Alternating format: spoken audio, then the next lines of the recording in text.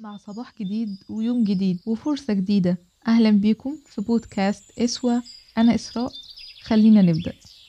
في مثل بيقولك لبس البوصة تبقى عروسة، وده أكبر دليل إن التغيير بسيط، بس حتى لو كان في بوصة هتبقى عروسة وزي القمر.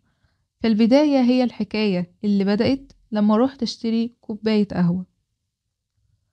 أصلا ما بحبش القهوة، وكنت بحس إنها مرة قوي، ولا يمكن كنت أتخيل إن يجي يوم وأشربها أو حتى أجربها. بس أقولك سر، من بعد أول مرة قررت إن أنا هجرب القهوة. أصلا أنا بحب أدي الحاجة حقها مرة واتنين وتلاتة في تجربتها، عشان لما أقول إني ما بحبهاش يبقى فعلا كده الحكاية خلصت. لا، والصدفة إن أول مرة أجربها كانت بسكر، لما رحت لعمو وقلتله: عمو، أنا عايزة فنجان قهوة او كوبايه، يعني اصل التيك اواي دايما بتبقى في كوبايه ورق مش فنجان. راح عمو باصص لي كده وقال لي: عايزاها مانو ولا سكتو ولا على الريحه؟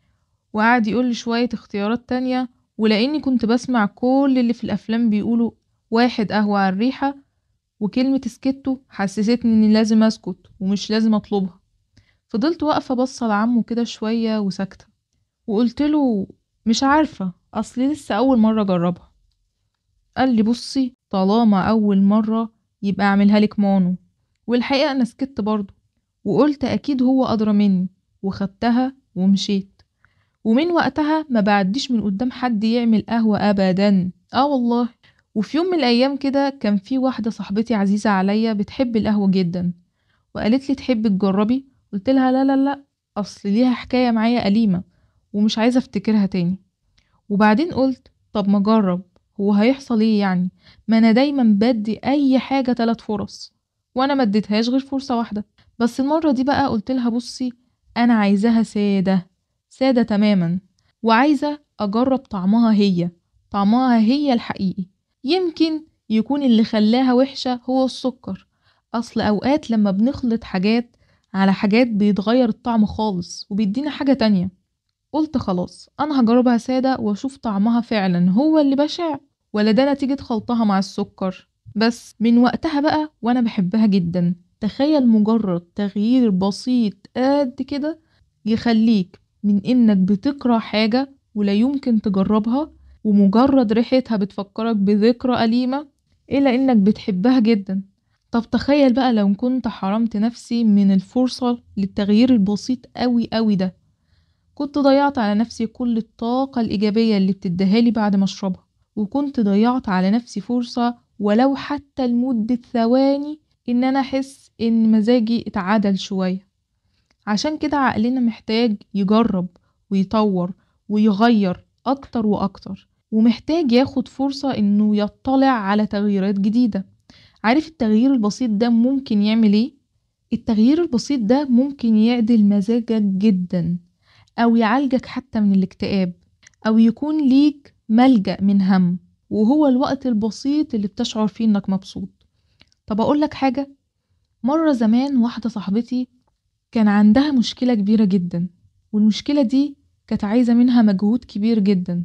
وبعد ما المشكلة اتحلت وحسيت إن هي في اكتئاب، فبصيت لها كده وقلت لها: طب وانتي هتعملي ايه دلوقتي؟ قالت لي: ولا اي حاجة، انا هروح البيت هقعد اشرب كوباية الشاي بتاعتي وكل شيء هيبقى تمام. اهي كوباية الشاي دي بقى بقت ملجأ ليها من هم، خرجتها من اكتئاب كبير جدا ومشاكل، لمجرد ان هي هيجي وقت وتشرب كوباية الشاي دي. هي ممكن تكون كوباية الشاي دي مفعولها لثواني بسيطة، لكن احيانا الواحد بيحتاج ولو ثواني بسيطة ان هو يكون حاسس ان هو احسن فيها. طب تعالى أقولك بقى على شوية أفكار للتغييرات البسيطة دي. أول ما تصحى النهاردة، وبدل ما تفطر في الصالة زي كل يوم، اعمل مشروبك المفضل كده وجيب الموبايل وافتح صورة بتريحك، بتحس فيها انك مرتاح ومبسوط، او بتريح قلبك، او بتنزل عليك سكينة كده وراحة وهدوء، او بودكاست بيديك امل. وحط كوستر كده تحت الكوباية، واهتم شوية بالتفاصيل وغير فيها، وخد فطارك وقدمه بشكل مختلف كأنك يا سيدي في مطعم. وروح البلكونة، اقعد افطر وانت بتسمع وبتستمتع، بس امنع اي مشتتات حواليك. يعني أجل بقى خناقات فلوس المية لبكرة، واقفل السوشيال ميديا، وركز بس في تفاصيل الحاجة اللي انت بتعملها. طب تعالى أقولك فكرة تانية، بتحبي الشاي ولا القهوة؟ طب بتحبي الشوكولاتة؟ طب تعالى أقولك، بدل ما تشربهم بسكر جربهم من غير سكر، أو جرب شوكولاتة النهاردة دارك.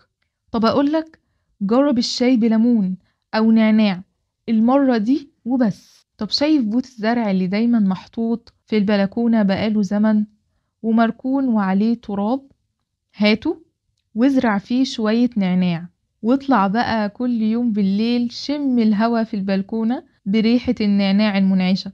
طب تعالى أقولك فكرة تانية، حاجة سهلة، بدل ما تقدم الأكل النهاردة بطريقة عادية قدمه بطريقة حلوة وشيك. طلع كده طقم الصيني وهات شوكة وسكينة وكأنك في مطعم، وحضر العصير بتاعك جنبه، وصوره صورة حلوة كده واحتفظ بيها.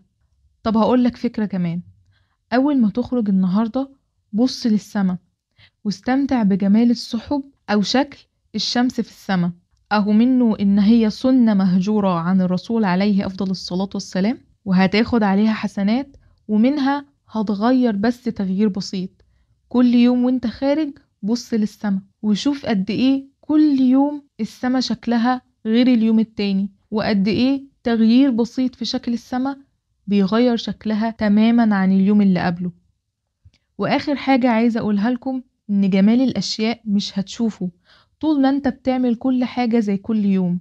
جرب بس تغير تغيير بسيط قوي، بس شوف تأثيره عليك هيكون عامل ازاي، واسمح لنفسك تشوف التغيير وتشعر بيه. مش تعمله وانت مشغول كده بفقاعة السوشيال ميديا وتقول اصلا انا مش حاسس، اصلا انا مش مستمتع. لا، اقلع نضارة الفقاعة عشان وقتها تقدر تشوف الجمال اللي تحتها. وافتكر دايما إن السعادة اختيار، وإن السعادة دايما حوالينا حتى لو في الأشياء الصغيرة البسيطة. أشوفكم في بودكاست جديد. السلام عليكم ورحمة الله ولطفه وبركاته عليكم جميعا.